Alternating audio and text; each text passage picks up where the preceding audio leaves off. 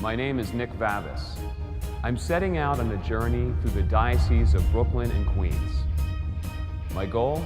To visit 8 parishes in one day and show you why we live in a city of churches. In case you missed it, this has been my day so far. I began my day-long journey through the Diocese of Brooklyn and Queens by visiting the seat of the diocese, St. James Cathedral. I then visited nearby St. Boniface before making my way to Astoria, Queens to Our Lady of Mount Carmel Church. My trip continues in Queens to Forest Hills and Our Lady, Queen of Martyrs. Hey everyone, and thanks for joining me again. I'm here in Forest Hills on my way to Our Lady, Queen of Martyrs. Now, I haven't eaten all day and I'm starving, so I'm thinking I'll run in somewhere and grab a quick bite. And in New York City, what's a better quick bite than a slice of pizza? Now, pizza was first created in Naples Around the 18th century, when people began adding tomato to their flatbread. It first made its appearance in the U.S. during the 19th century with the arrival of the Italian immigrants. Now, the first official pizzeria is believed to have been founded by Gennaro Lombardi in Little Italy. Back then, an entire pizza cost only 5 cents, but many people couldn't afford this, so they only paid what they could afford just for a piece of the pie, a single slice. Hey, I know this theater. It's the Midway. It's one of Queens' best movie theaters, and it's huge. Everybody knows about it. It's kind of a landmark here in Queens. Great place to catch a flick, but no time for me today. I've got to get to Our Lady, Queen of Martyrs. Wow, this church is huge. I can't wait to see the inside. Come on.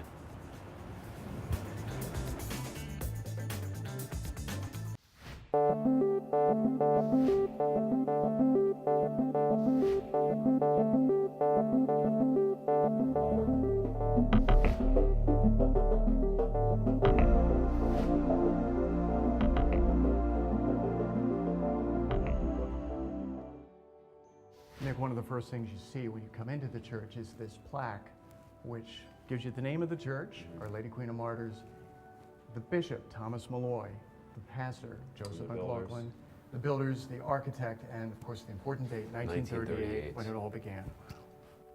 So Deacon Greg, one of the first things I noticed when I came in here was the beautiful stained glass. The stained glass really is extraordinary here on all 4 walls. The theme of it really is the Queen of Martyrs and martyrdom, and so you have 2 remarkable stained glass windows at the back of the church and at either end, dedicated to the Queen of Martyrs.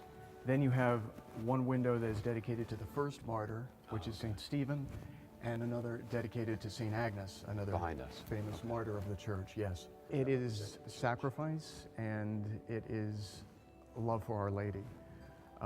We call her the Queen of Martyrs, first of all, because she was present at the foot of the cross with Jesus and shared in his martyrdom. And so this church is really dedicated to her as the Queen of Martyrs and to all those who have suffered and given their lives for the faith. And is the stained glass the original from when the church was first built? Yes, it is.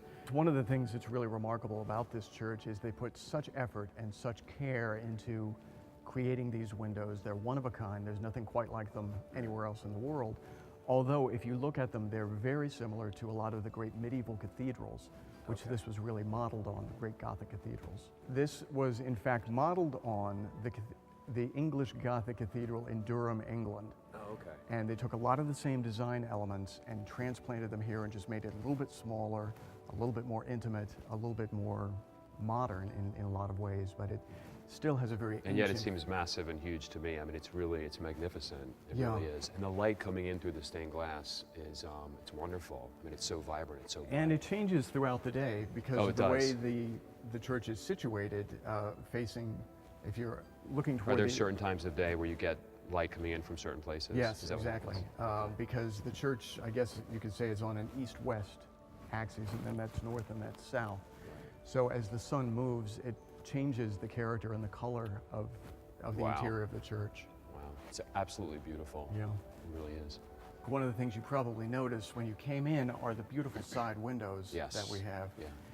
And a lot of people take them for granted and don't realize quite how meaningful they are.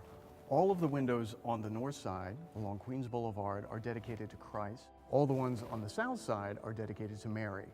And each saint depicts a different aspect of Mary or a different aspect of Christ. And again, it continues the medieval idea of stained glass being a kind of a sermon, a sermon in glass. One of the windows, for example, that's dedicated to Our Lady that's particularly interesting is dedicated to St. Bernard of Clairvaux.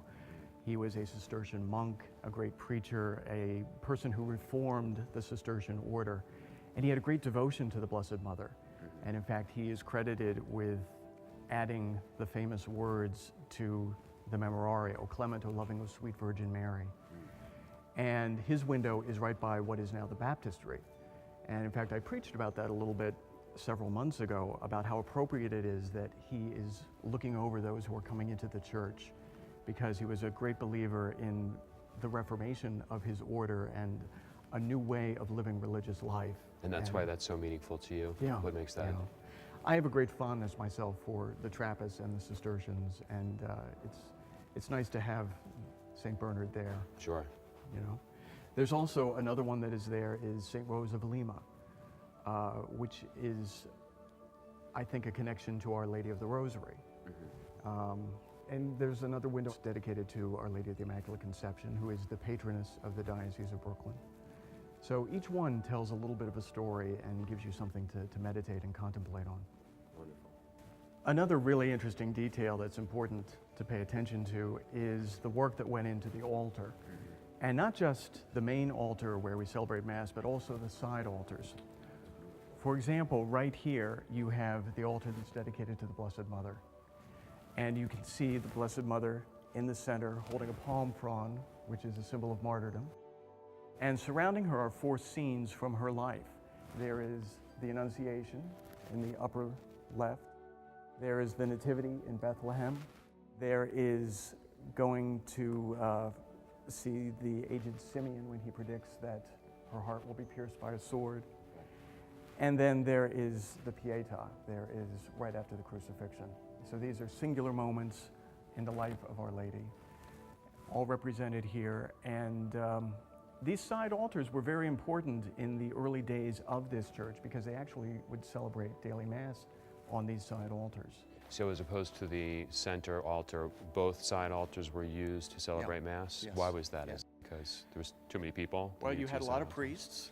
Oh, there were and more priests. You Okay. had more Masses being offered, and you know, people still come here to this day for to pray to Our Lady and to offer their lives and to. And then I also noticed the altar rail, the low altar rail with the gate. Tell me about that. What does that symbolize? Well, this or what does gate that is mean? very unusual. You don't see anything like this very often anymore. It depicts a pelican piercing her breast, a mother pelican, and feeding her children with her blood. And this is a very ancient representation of the Eucharist. It goes back all the way to the early days of the church. You don't see it very often anymore, although one place where you do see that represented is the state flag of Louisiana. Really? And a lot of people don't realize it. It's the only state flag that actually has a religious symbol in it, and it symbolizes the Eucharist. Back in pre-Vatican II, people would come forward and line up and kneel to receive communion, and they would line up all the way from one end to the other. And when the reforms of Vatican II, the changes came about, they elected to keep this wall, and thank God they did, because it's a beautiful detail and one that you don't see very often.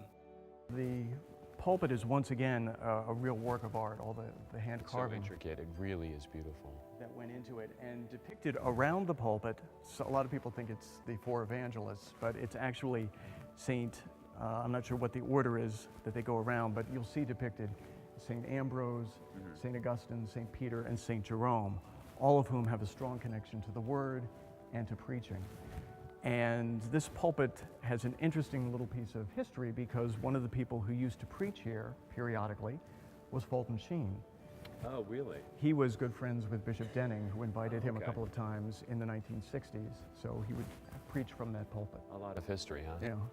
You'll see the tabernacle there in the center. And surrounding that are depictions of 4 great saints. At the bottom left, you have St. Patrick. Above him, you have St. Dominic. At the top right, you have St. Francis, and below St. Francis, you have St. Boniface. Patrick and Boniface are interesting because they represent the great immigrant culture that built this diocese and that built this parish. Patrick being the Irish, Boniface being the German. And two of the great, heroes and preachers of the church, St. Francis and St. Dominic. And then above at the very top, once again, below the rose window, there is a carving representing the Queen of Martyrs. In the center, I should mention, you also have Jesus representing the Sacred Heart and offering his heart to all those who come here. Continuing past the main altar, we pass the presider's chair, which is actually a bishop's chair, which was put here for Bishop Denning, and we now use it as the presider's chair at all the masses. And we come to the altar of St. Joseph. And once again, as with the altar dedicated to Mary, there are 4 scenes representing his life. What are those? Can you tell me? Sure. At the upper left, you have Joseph and Mary being married. Opposite that, the upper right, you have the flight into Egypt. Jesus has been born and they're fleeing. Okay. At the lower left, you have them taking Jesus to the temple for the circumcision. Mm-hmm. And then the final scene is the death of Joseph, the final moment of his life. One detail that is interesting about this is directly above Joseph, because he was of the line of David, you have a depiction of King David wearing a crown and holding a harp, because he composed the Psalms. So that's. And so again, this is the side altar was once used as for celebrating Mass. for celebrating Mass. Low both side Masses, altars. Low right. Mass. Okay. And after Vatican II, when the tabernacle was moved off of the altar, off of the main altar, it was brought here to the side. It was here for 20 or 30 years, and was eventually moved back to the center behind where it is right now.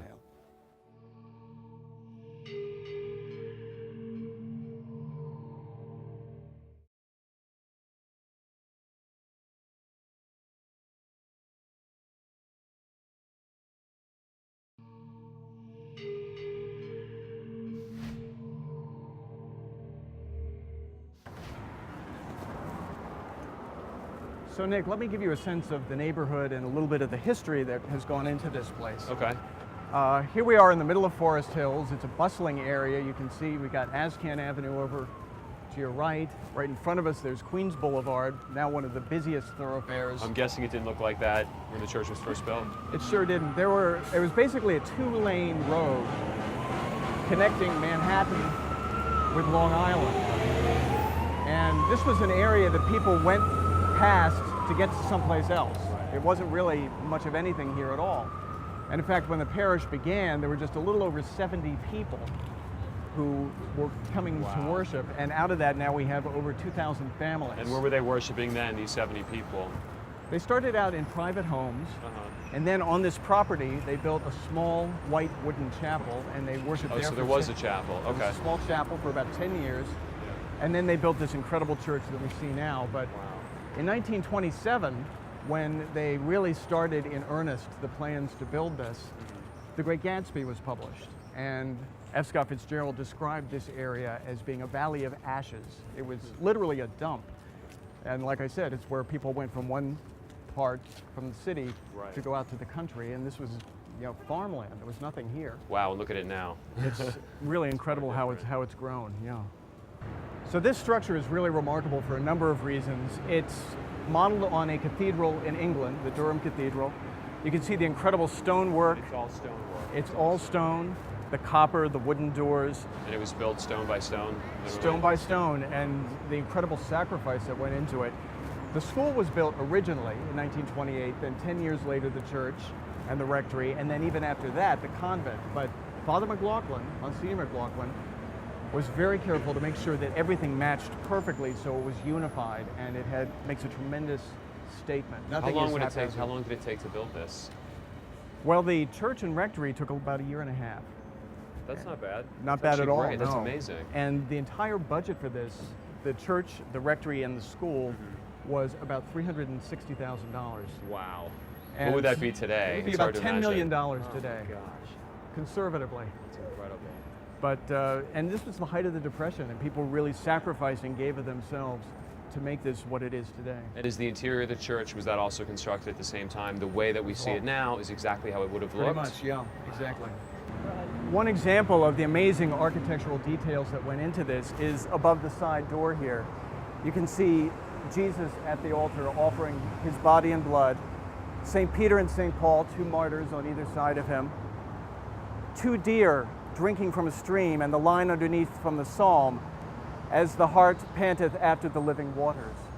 And so this is calling people into this place of worship and summoning that. And so one-of-a-kind image, as all the art and all the architectural details are very unique and very original just to this church. And there's one of these above each of the entrances of Pied à That's Terre. Right, and each one has a different story and a different piece of scripture that goes with it. So as I mentioned, the parish has grown phenomenally. We've got over 2,000 families now, and we've had some celebrities who Really? lived and worshipped here, going way, way back. Captain Kangaroo, Bob You're Keesing, kidding. was a graduate of our school. Wow. Ray Romano, Pia Zadora, No kidding. David Caruso, Carol O'Connor, and Geraldine Ferraro Wow. lived and worshipped in this church when she was running for vice president. Wow, that's amazing. Yeah. And now the famous Deacon Greg. That's amazing. Here in Queens, we are 2 for 2 amazing churches. Now, how will the third stack up? Let's find out. I'm on my way to Our Lady of Snows in Floral Park. Come on.